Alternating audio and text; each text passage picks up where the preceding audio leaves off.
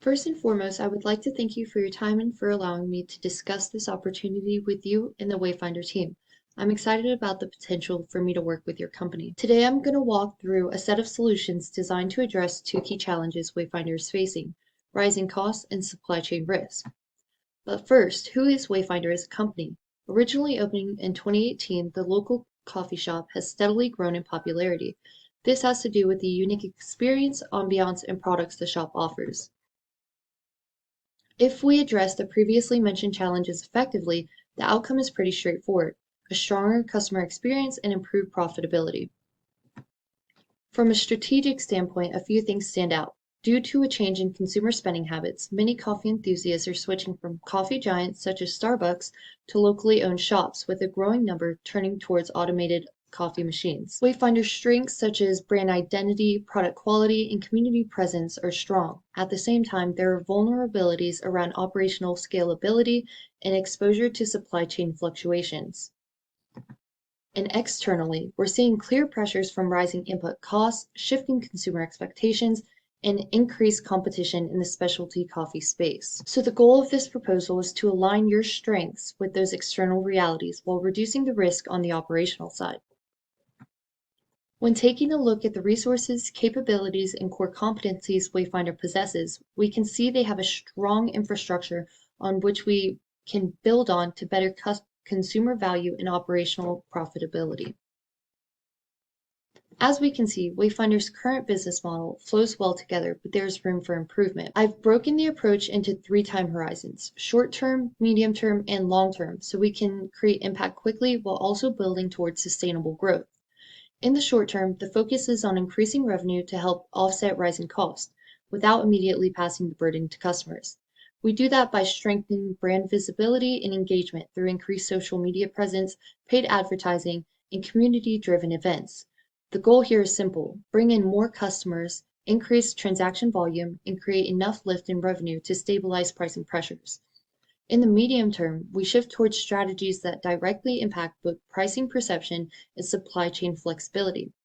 This includes discounted menu items to reduce waste and improve value perception, and Bean membership programs.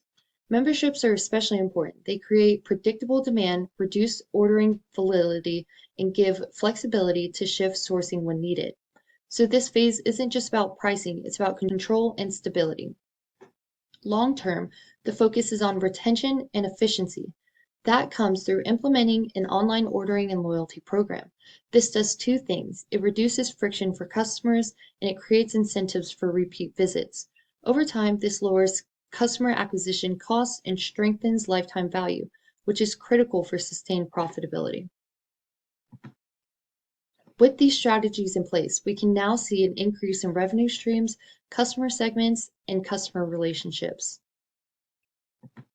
To make this actionable, I've mapped everything into a clear implementation plan. The full rollout spans 7.5 months and is broken into 5 stages: planning, marketing rollout, pricing strategy implementation, loyalty system development, and performance measurement. In the first month, the focus is on alignment and preparation. This includes conducting a customer census to understand acquisition channels, allocating a budget, and setting up partnerships like advertising and design support. This phase ensures we're making informed decisions, not guesses. Next, we launch the marketing campaign. Using the census data, we target high-impact channels, increase social media activity, and promote community events more aggressively. This builds on existing platforms like Instagram and Facebook, but adds structure and consistency. To support this, I recommend introducing a dedicated social media management role to ensure execution stays consistent and relevant. This directly leverages one of Wayfinder's biggest strengths, its brand and community appeal, while responding to external economic pressures from rising costs. Once revenue begins to increase, we introduce discounted pricing strategies. This medium-term strategy will address two key risks identified in my analysis: pricing sensitivity and supply chain instability. Discounted menu strategies help manage consumer perception of rising costs, which is especially important given current economic conditions. At the same time, Bean memberships create more predictable demand, which reduces ordering uncertainty and gives flexibility when supply conditions shift globally. So this phase is really about control, both financially and operationally. This is driven by data, specifically tracking product waste. From there, we can implement time-based discounts, bundle offers, and targeted promotions on high-waste items. This turns potential losses into revenue while also increasing perceived value for customers. Customers increasingly expect convenience, personalization, and rewards. That's where the online ordering and loyalty program comes in. It aligns directly with those trends while also strengthening retention, turning occasional customers into repeat ones, which is far more cost-effective over time. The longest phase is building and launching the online ordering and loyalty system. This includes design, development, and integration into existing operations. Once live, it will be promoted in-store through digital channels such as QR codes and our social media. Operationally, this may require adjustments in staffing and workflow to maintain speed and quality, such as introducing an order fulfillment role. The implementation plan reflects both internal capacity and external timing pressures identified in my analysis. It prioritizes quick wins like marketing impact while building towards more complex systems like loyalty infrastructure. Finally, we measure performance and adjust. Success will be tracked through sales increases, waste reduction, foot traffic growth, and marketing return on investment. For example, I suggest a 20% increase in product sales, a 50% reduction in waste, and a 3-to-1 marketing ROI.